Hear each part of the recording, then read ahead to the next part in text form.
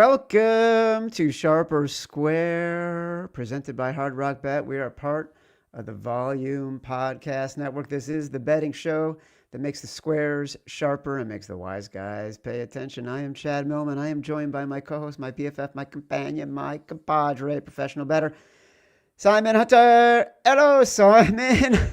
Chad, how we doing? Dude, it's late in the day. It's a long day. I'm losing it a little bit. A wild, wacky, insane set of games that we were involved in. Backdoors that shouldn't have been backdoors, almost backdoors. Games that we left off the plate that we should have put on the plate. Games that we put on the plate that we're glad we put on the plate. Things went both ways for us, which is how we are now 2-2. On the day. We won with the Browns plus 8.5 and Carolina plus 3.5. We lost with the Rams at 3 and the Bengals at 5.5. We have the Eagles minus 1.5 in the contest, but we've been betting them 2.5 all week. So we're on the Eagles 2.5 tonight. We're going to get to our early leans, a review of how we did on all of our picks, your live comments. All right, let's get into it. Cincinnati opening the day for us, plus 5.5. Shocker. There were 13 points in the first 10 minutes. And then there were no points, I think, until the end of the first half. It was a wacky, ugly, annoying, disgusting. Oh my God. We should have won this game 1,000 different ways today. I don't know. I hated it. I never trusted this number. It never made sense. And I was going to give you tons of credit because it looked like you were right for about 3/4 of the game. Because like you said, that there was just no points. And that's what you want when you have an ugly dog. They kept it close. Really was a game I felt like we were going to cover the whole time until what inevitably was going to happen happened. That Flacco pick six. That's what burned us to me in the end. Yeah. It was the Flacco pick six. The Bengals were shooting themselves in the foot sort of as soon as the end of the first half ended. The Steelers started their last drive of the first half inside their 10. The Bengals on that drive had 4 penalties in 6 plays, including multiple roughing the passers and a defensive pass interference before the drive ended at the end of the half with the field goal. And then, after that, Flacco had the pick six. They could never get the ball downfield. The Steelers defense finally started to tighten up a little bit. It sort of turned into a Joe Flacco, the magic is over fest. What's really interesting about this, Jaylen Warren left the game. Aaron Rodgers did not play in the second half. And I'll tell you, when we got Mason Rudolph to start the second half, I'm like, I can't believe we got this gift. But we did not get a gift. No, and it's, again, another lesson. If the line's too good to be true, just stay away. We should have stayed away from this one. This line stunk. We fell into it. And that was just a bad bet. Like you said, the Flacco stuff, we knew he was due for one of these games, right? Flacco is not going to be out here throwing for 400 yards every week and multiple touchdowns. He was just off. He kept reaching to his shoulder and reacting after a couple big hits to it. And like you said, when a backup comes in, you're feeling pretty good, especially when the defense is playing so well. Like Cincinnati's defense has been playing so well in that game. And like we said, once Flacco just started turning over and making mistakes, it kind of all came crumbling down. So, yeah, this was definitely our worst bet of the day. Yeah, and Jalen Ramsey got kicked out of the game. Yeah. And we still couldn't get the ball downfield. No. All right. Well, it's a bummer. That one hurt a little bit. You know what didn't hurt? This one made me so happy. Carolina plus 3.5 at Atlanta, because when we had the conversation this morning, it came down to the Raiders tomorrow night, who you've been pushing all week, and I could not wrap my head around. And Carolina, who we both liked on Thursday, but then for some reason we got a little scared off because the line moved from 3.5 to 4. And I really thought we should just take Carolina. And there were moments in this game. especially when they were down 21-7, where I'm like, are you freaking kidding me that I had to be the one to say, okay, let's put in Carolina because I can't abide by the Raiders. And now we're going to lose this one too. And I know I'm going to have to sit with this for 24 hours and then watch the Raiders cover tomorrow night. I needed the Panthers. I needed Bryce Young to have a record-setting day for himself. Yeah.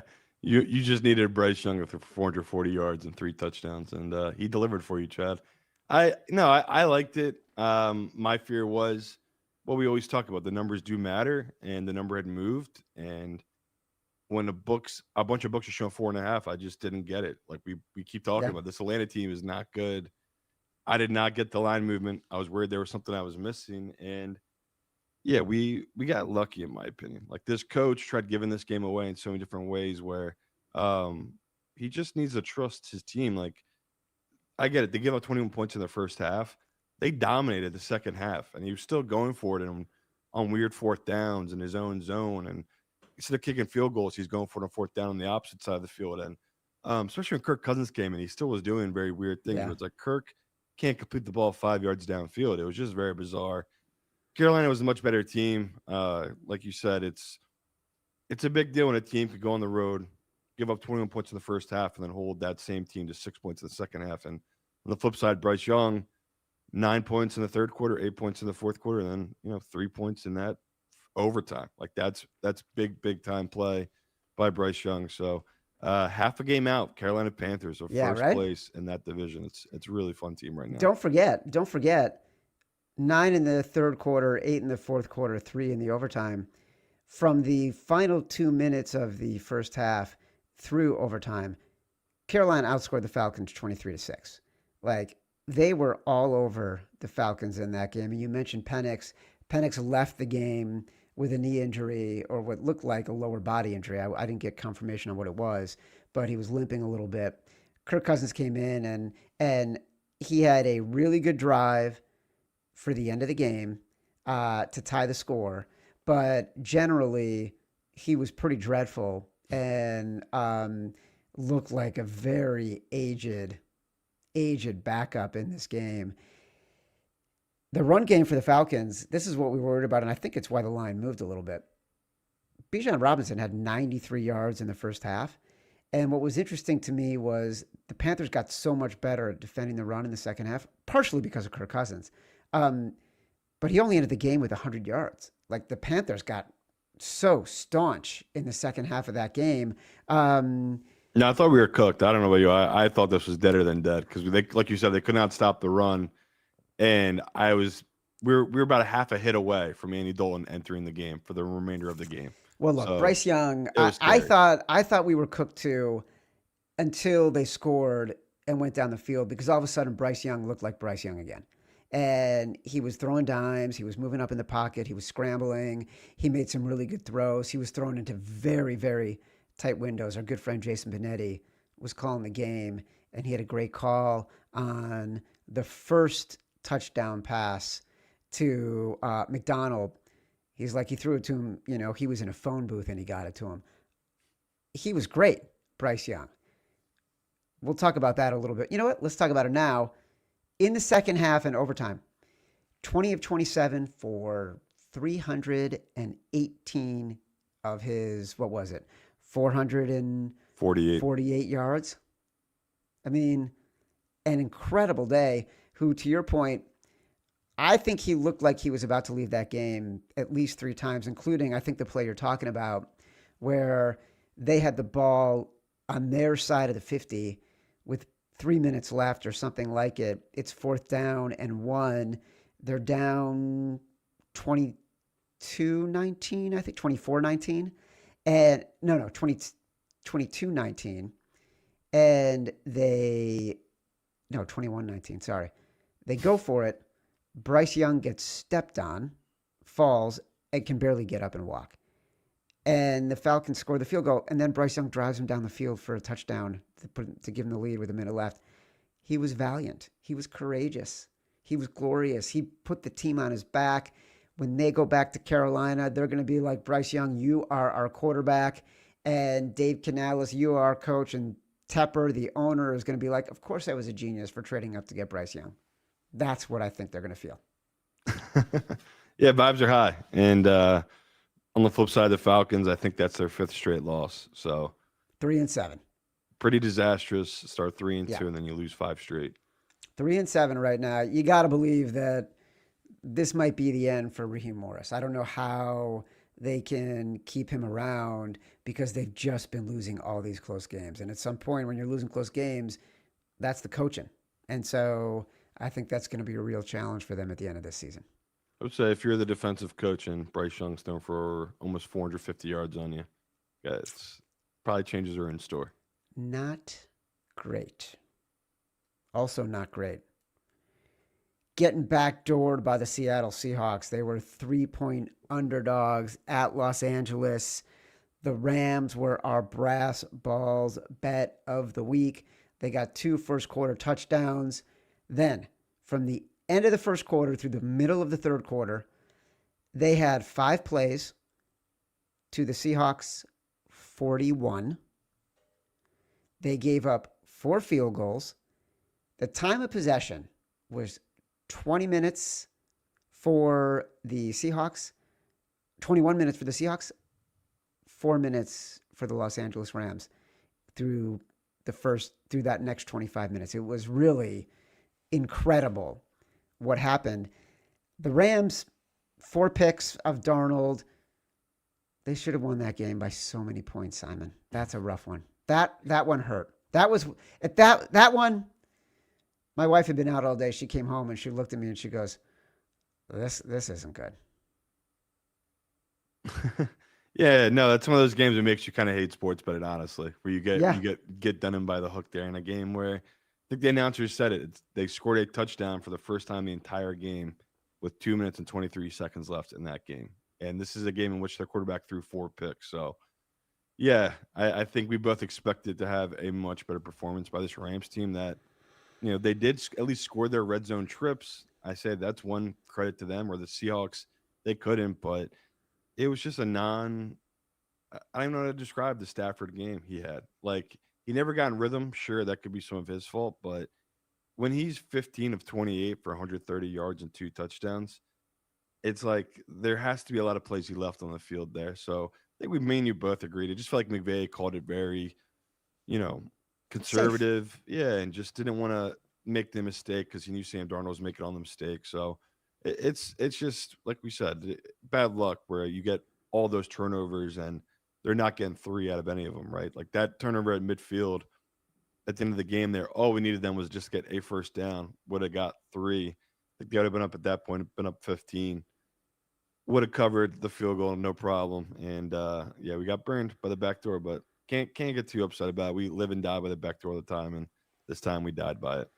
Well, we died. I died a couple times today by the back door, and it was truly excruciating.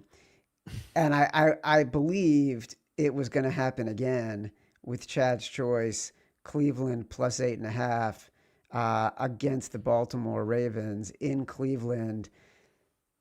Thank God for Myles Garrett. Myles Garrett had 4 sacks by early in the third quarter of this game.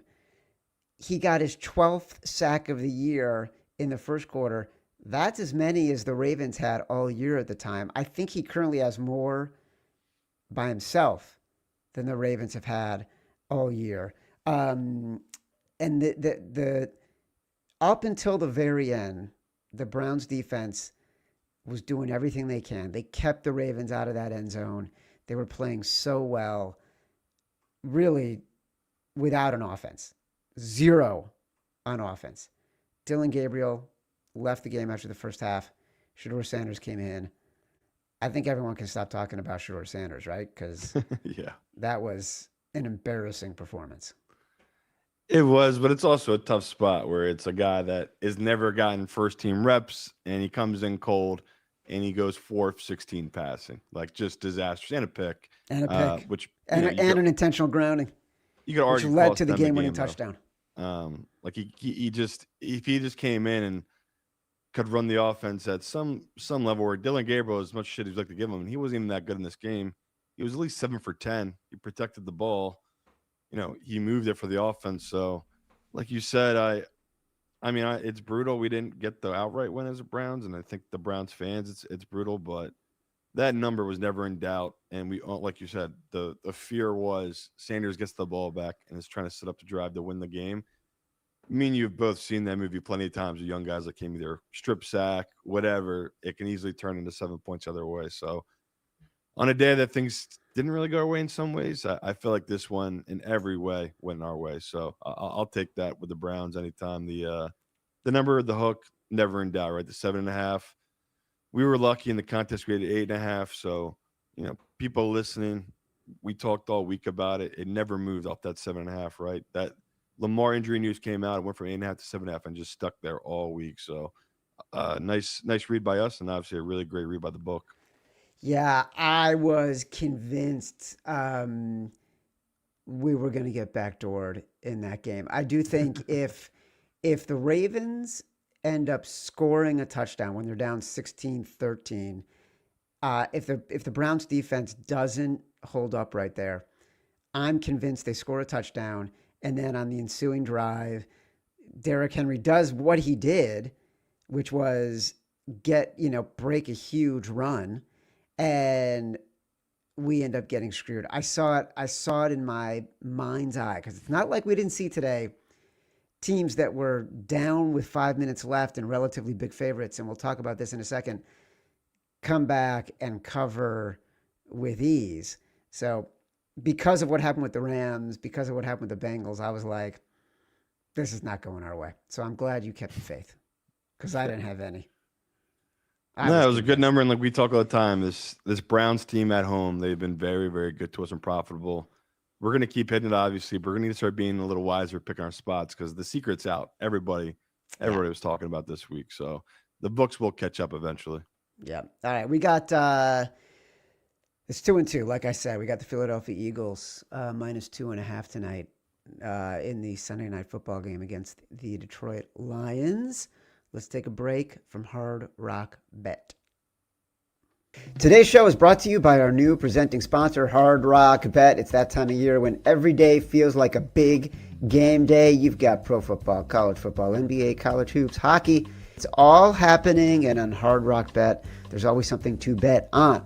If you haven't tried your first bet on Hard Rock Bet yet, there's still time for you to get $150 in bonus bets if you win. Just place a $5 bet, and if it hits, you get not only your winnings, but $150 in extra bonus bets. And if you're not sure what to place your first bet on, check out the Hard Rock Bet Stats Hub. It's loaded with trends, streaks, and stats to help guide your picks. Numbers don't lie, and neither does the data in there. Here's one that stood out to me again. Green Bay's Josh Jacobs has now scored a touchdown in 14 straight games versus NFC opponents. Check out the Stats Hub now. Get the edge and bet with confidence. The Hard Rock Bet Sportsbook app is the only legal sportsbook anytime you're in Florida, and it's also live in Arizona, Ohio, New Jersey, Indiana, Tennessee, Virginia, Illinois, and Colorado. Coming soon to more states too, plus Hard Rock Bet offers new promos every single day. So whenever you're listening, just open the app and check out what you've got any day of the week. Download the Hard Rock Bet app and make your first deposit. All right, so let's quickly talk about Houston at Tennessee, because Tennessee was a 6.5-point dog. Like the Texans from the beginning, Texaned when it came to the red zone. They get to the red zone, they miss a field goal. First series of the game, miss a field goal. Jeffrey Simmons is called for a penalty. They take the field goal, or they get to move the ball up. They get to the 1 yard line, first and goal. They go backwards. They get back to the 1 yard line. They can't score the ball from the 1 yard line on fourth down. Instead, they get sacked. They're driving in the second, down a field goal, third and short, another sack, knocks them out of field goal range. It still never felt like they were out of it. Once they got into the third quarter, they just started dominating offensively. And then, like we saw with the Seahawks, there's one drive at the end of the game that was truly gut-wrenching. Like, Sickening. Sickening. Sickening. So you played the number though, like you said, Tennessee had no business being in that game. Everything we said was true. That we just did not see how Tennessee would be able to move the ball offensively against this Houston's defense, and it shaped up that way. They lost Calvin Ridley Yeah. to this for the rest of the season. Their number 2 receiver, I think, got banged up as well in this game. Like they just were losing guys. Houston let them hang around, and that's what most of football is. You let a team hang around and let them hang around, and they're gonna eventually get theirs. And this has been Cam Ward. This is how Cam Ward covers now, Chad. If you kind of have a read on this kid, they play dead. He'll do nothing for 3.5 quarters, and then he'll have one important drive for gamblers, and he gets the back door for him. So thank God we didn't have this one in. I think it was 7.5 in our contest, so we avoided it. The pros are all over Tennessee. Great read by them. Bad read by us being on the Texans.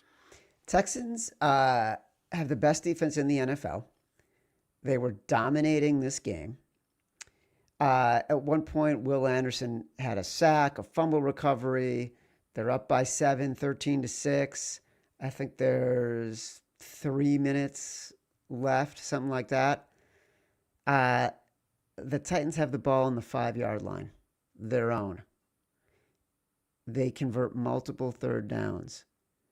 They go 95 yards. In the entire game, the Texans only had 5 penalties. 2 of them were on that drive. Did you know that? Did you know that, Simon?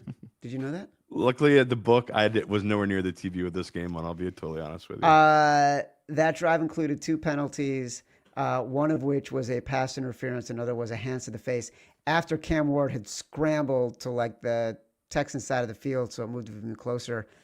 At any point, they could have stopped him one more time and forced him to try to kick a field goal. Oh, no, they couldn't. They could have stopped him one more time. They couldn't do it. They couldn't do it. They couldn't do it. It just made me sad. As joyous as I was about the Browns, I was sad about the Texans because they gave that one away. You know who was probably really happy today? Tell me. Matthew Mitchell. Because, thank God, all week, we kept saying there's something fishy about Tampa Bay. We can't figure out why nobody's betting on the Bucs. And by the time this game kicked off with the Buffalo Bills, they were 6.5-point underdogs. Moved from 5.5 to 6.5. We avoided all week. We didn't get suckered in. Even this morning, we found a way not to talk about it, not to put it in. This game was so fucking drunk. It's ridiculous. I assume you watched this one in the book. Oh yeah, this was a big one. Yeah, it's just another game, just like Cincy. We talked. It was just a fishy line, and the books don't give away 2 or 3 free points, and that's what I felt like they were doing in the spot. It just did not make sense. That Bills defense is not good enough to be that big of a favorite, and they're not. It's Josh Allen. He's big enough to be that big of a favorite. It's Josh Allen's best game we've ever seen him play.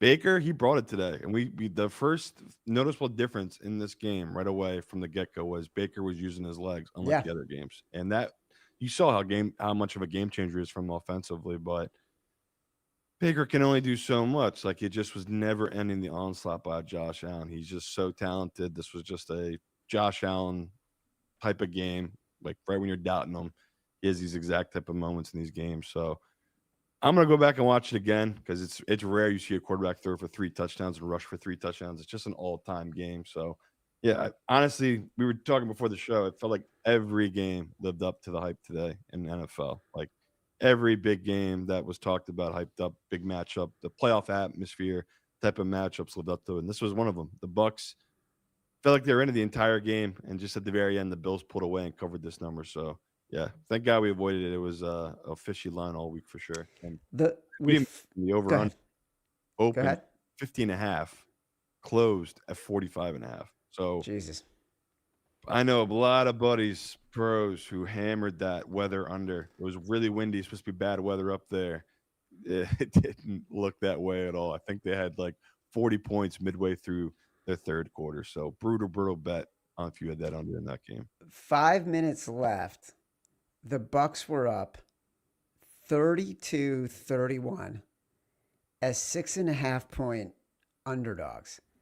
Like, if you had the Bucs, you would have been so freaking psyched. You would have thought, even if the Bills score again, because this game had gone back and forth, at that point, there had been 9 lead changes in the game.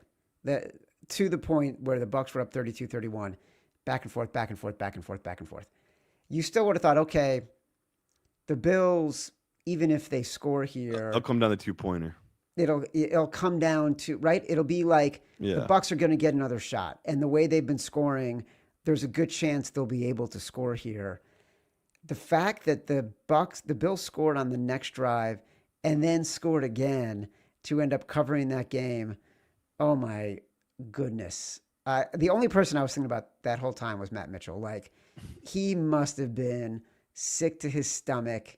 I mean, he can't come on the show right now because of the way we record it now, which is a bummer, because maybe he can give us a little bit of a recording for Tuesday, because golly gee, that was a brutal game as a Bills fan for about 57 minutes. Yeah, and as much as I'm bad-mouthing their defense, they scored that touchdown to take the lead, 37-32.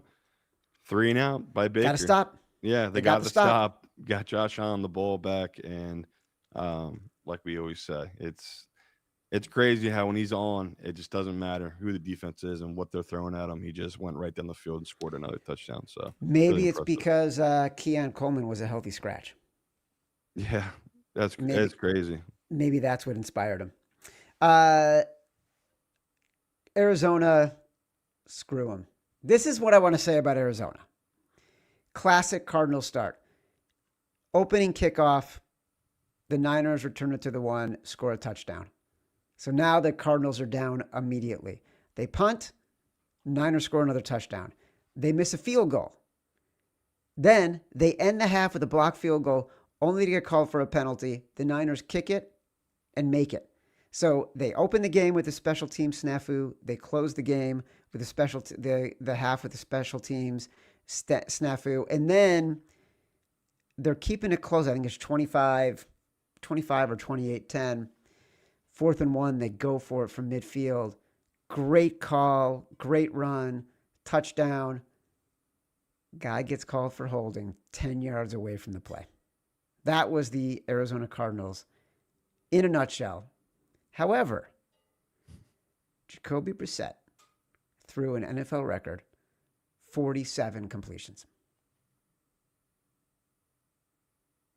I was not allowed. I'll be honest, I did not watch a second of this game. There were just other better games today. I love that you brought this one up. Let's talk the Broncos-Chiefs game. That's a way better game. I was watching the Broncos-Chiefs game, but we had talked about the Cardinals, so I want to make sure we reference the Cardinals at some point on this show. We had talked about it a lot during the week. Look, Kansas City, Denver closed 4.5. You like Denver all week. I think we both got spooked by the pushback we were hearing from the books and from Wise Guys, because this line was moving and we couldn't understand why. You almost made it Simon Says when it was Denver 3.5, and it went the other way. And Denver did Denver, man. Their defense was amazing. And they made Patrick Mahomes look confused. And they came off the bye and were terrible. And Bo Nix, all of a sudden, we is throwing the passes we've been asking him to make for 2 freaking weeks.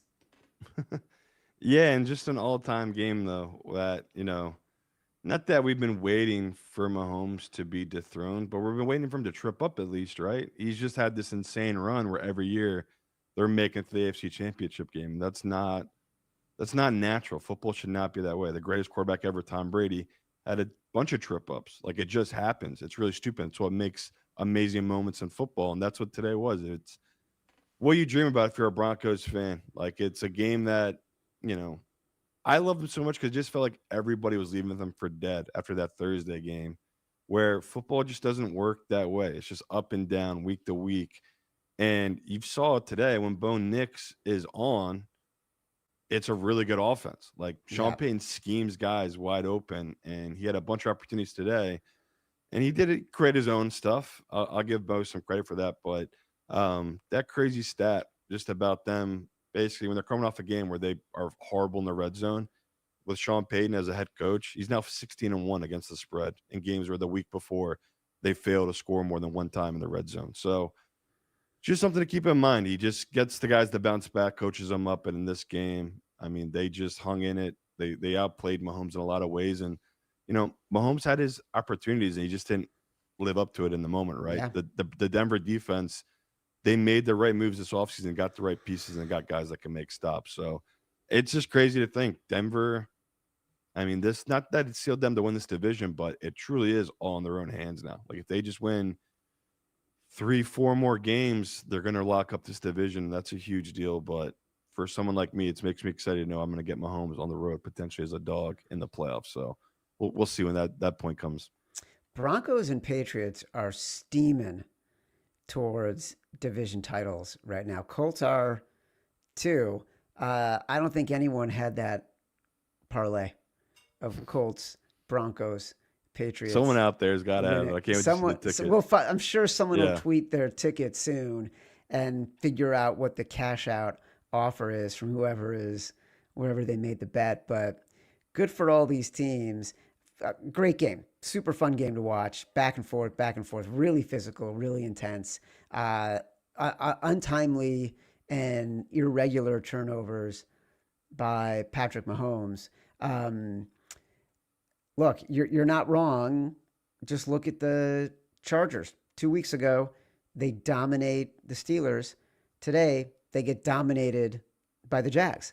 Like 2 weeks ago, 10 days ago, the Broncos can't score against the Raiders, and today they're throwing the ball up and down the field against the Chiefs. Like football's different every single time.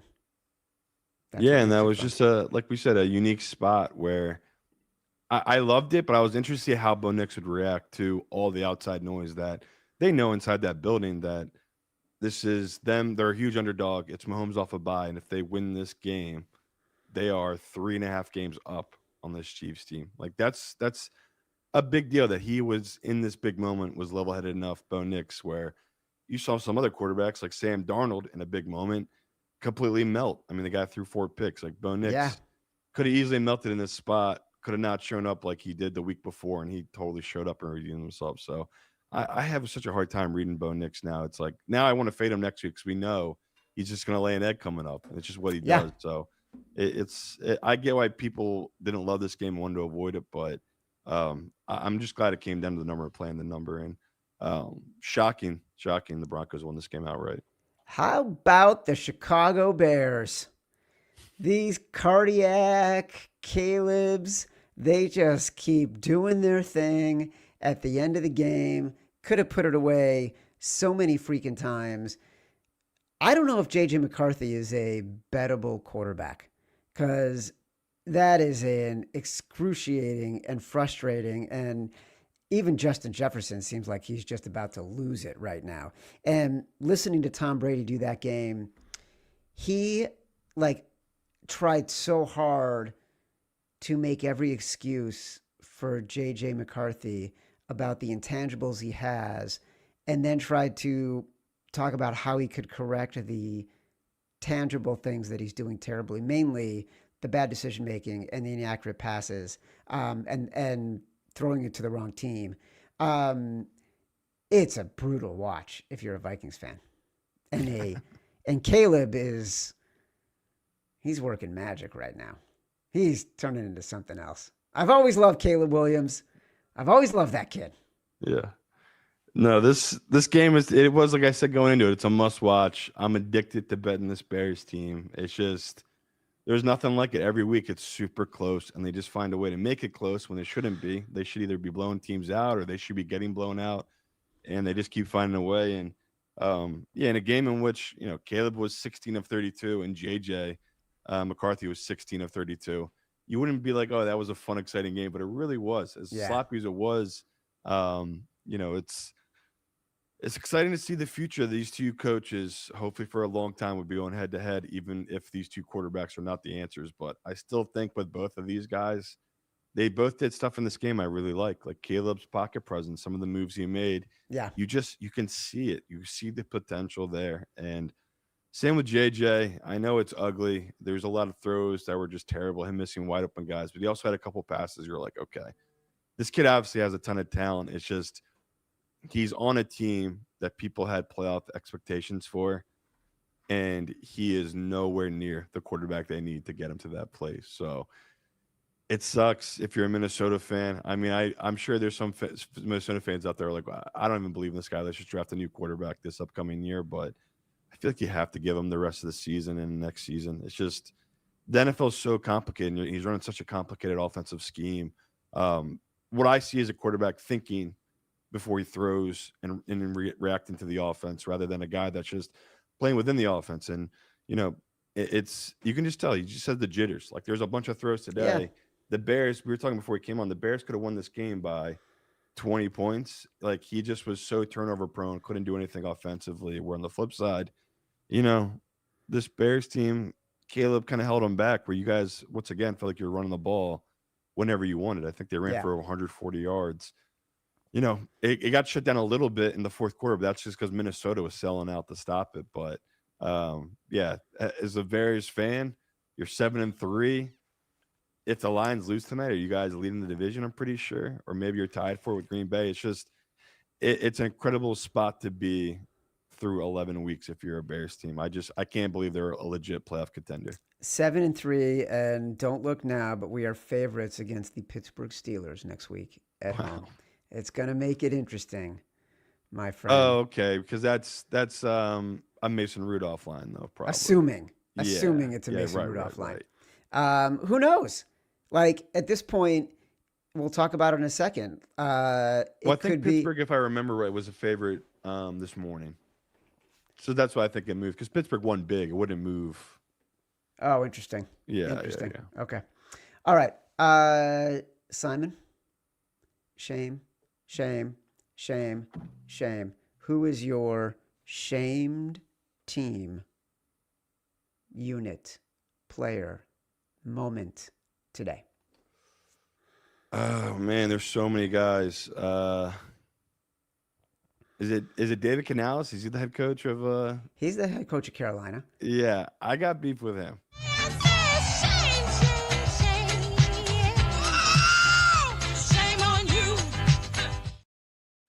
Shame on you, David. He coached that game in so many weird ways. I just hated it so much, where his defense was dominating that second half, and he was coaching Carolina on offense like they were playing against an absolute juggernaut on the other side. Like they have an easy 4th and 2, kick a field goal. You'll be down by 2 in the third quarter. He goes for it, turnover on downs. Okay, not a big deal, right? Those things happen. It's the fourth quarter now, and when they're still in the same spot, they're down by 2 points. This man goes for it on his own, I think 32. Luckily gets it on 4th and 1, and then goes for it again on, I think, on his own 40 on 4th and 1, and doesn't get for it. This is when there's like 4 minutes left in the game. Yeah. He has all 3 timeouts. And once again, his defense to this point has only given up 3 points, and it's Kirk Cousins on the field. And this is what this man's doing, down 2 points. So he goes for his own 40, gets stopped. Thank God, once again, Kirk Cousins is the quarterback. He goes 3 and out, so they have to kick a field goal. He is now down 5 and then gets the ball back. So it's like he can't lie and say, well, my guys told me to do. There is no math that's telling you that's a good decision to go from your own 30, especially when your defense is playing the way they did in that second half. And he just almost cost us. And at that point, I was losing my mind because we had already, basically at this point, Cincinnati's been blown out. And not that I was having sick thoughts about Chad here, but I was definitely like, oh my God, he mushed my Carolina bet, making us put it as goddamn contest. But you didn't, Chad. They went outright. So shame on David, but good for us. Look, it's interesting because there's a little bit of a comp with and this isn't my shame, but Sean McVay, he wasn't aggressive enough with his play calling. I think when it came to short yardage, kept running the ball in the middle of the field. I don't know if he just felt like that's what the only option was and that against that defense, and Stafford wasn't on one, but they did not put themselves in a good position to put that game away. And this has been a consistent theme with Sean McVay this year, is he hasn't been aggressive enough in times when they needed to be aggressive. So it's interesting to me, like there's a perfect mirror there between what Canales was doing when he was down and what McVay was doing when he was up. Yeah. Okay. My shame. How can it not be the Houston Texans defense? You've got.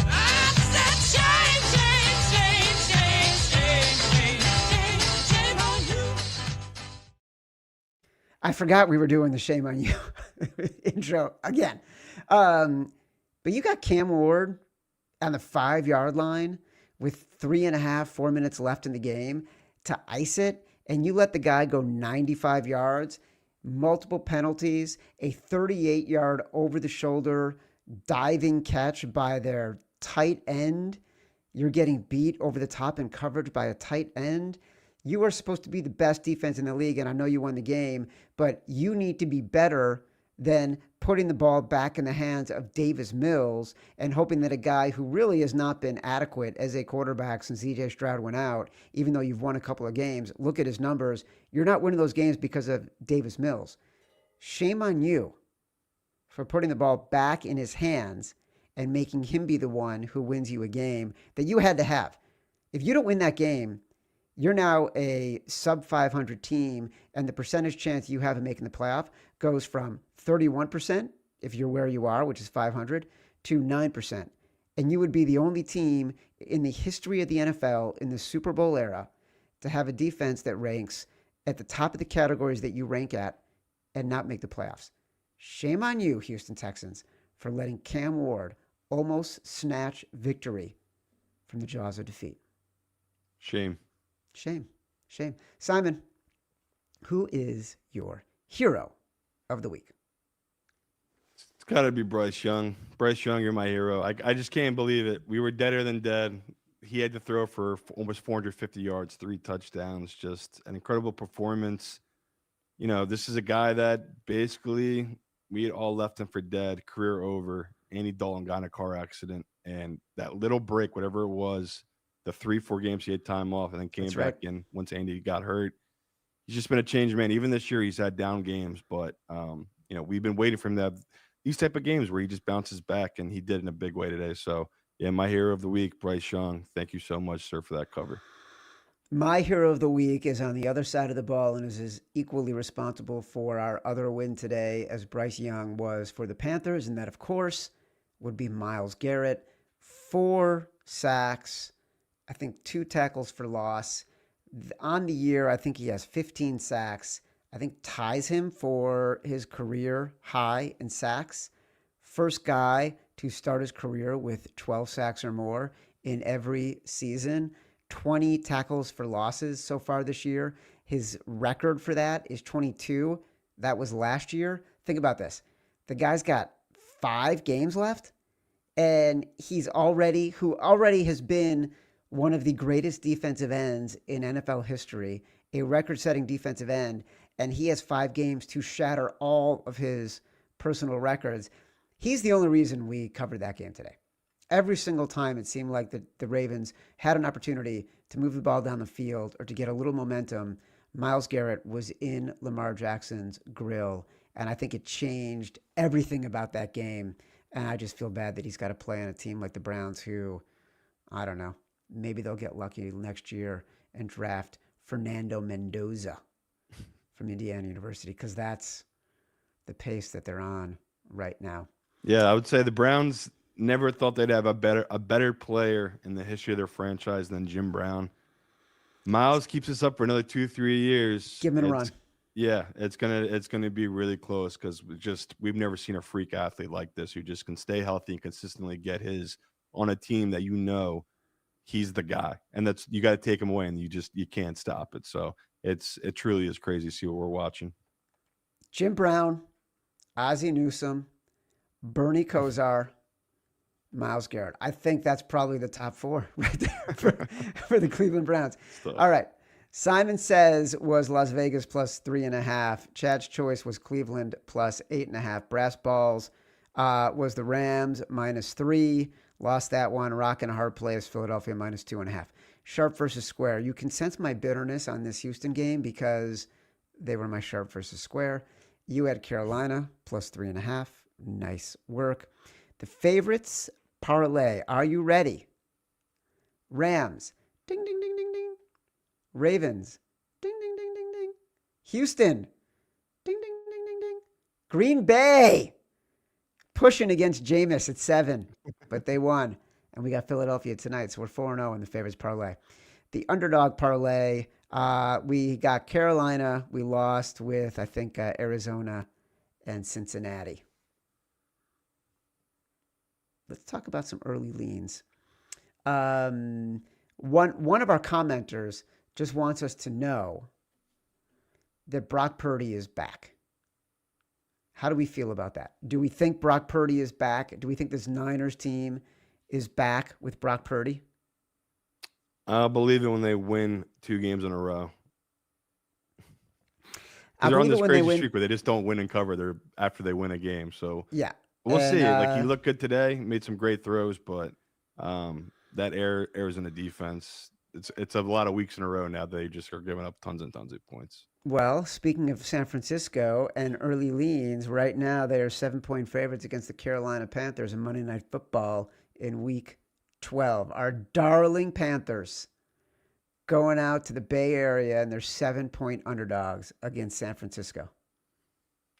I know, I can't believe it. Like, my initial instinct is exactly what you're alluding to. It's like, aren't we hammering this Panthers number? This is an insane number. The 49ers defense is so banged up.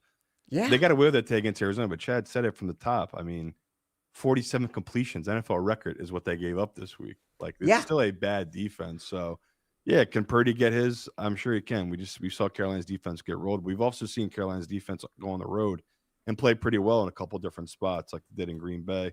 And I guess the Jets don't really count, but still, they showed up. They got the stop. So, yeah, that's for early lines. I'm going to grab it, and we'll see as the week goes along. I just can't believe that's what they opened that number at. Feels very, very. But they know what they're doing. It's a Monday night. They know they're going to take a lot of 49ers money. Exactly. Another one that jumped out at me, only because of what happened this week. Tampa Bay, I don't have an opinion on this game yet, but I want to get yours. Tampa Bay at the Rams. The Rams are 6.5-point favorites against the Bucs. If this is Tuesday, we're having the same conversation.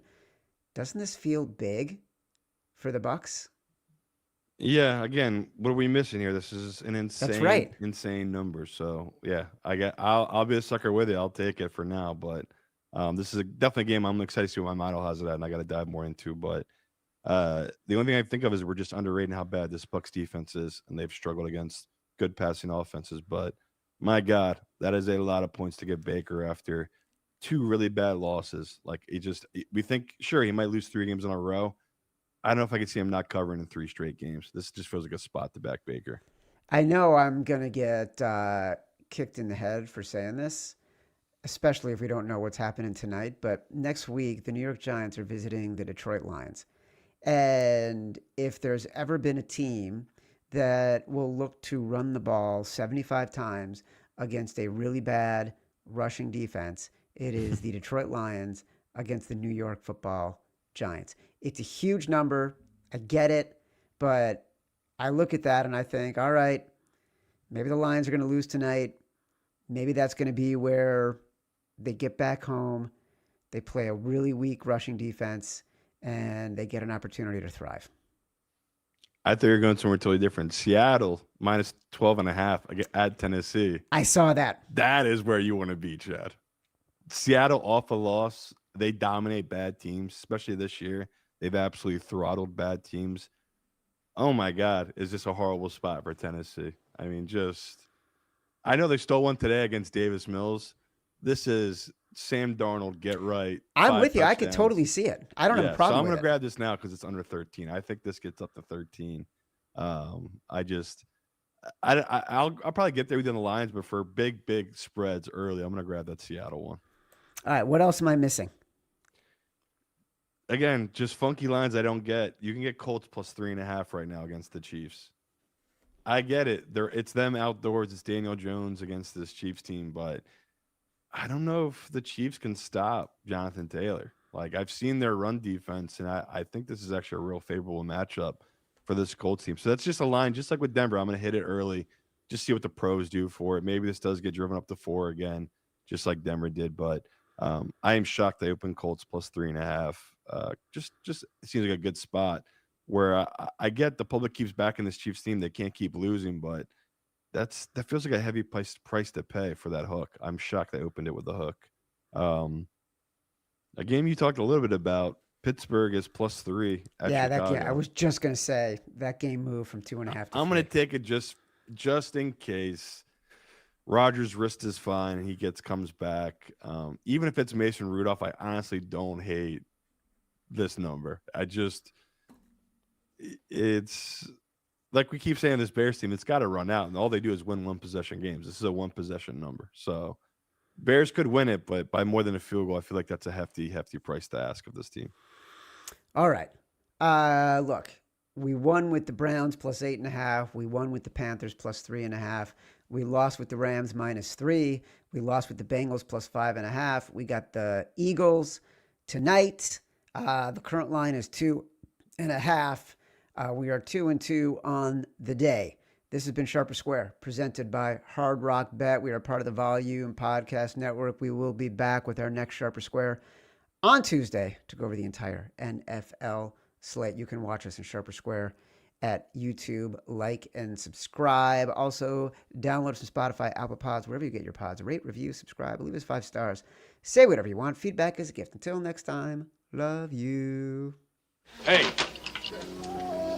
let's be careful.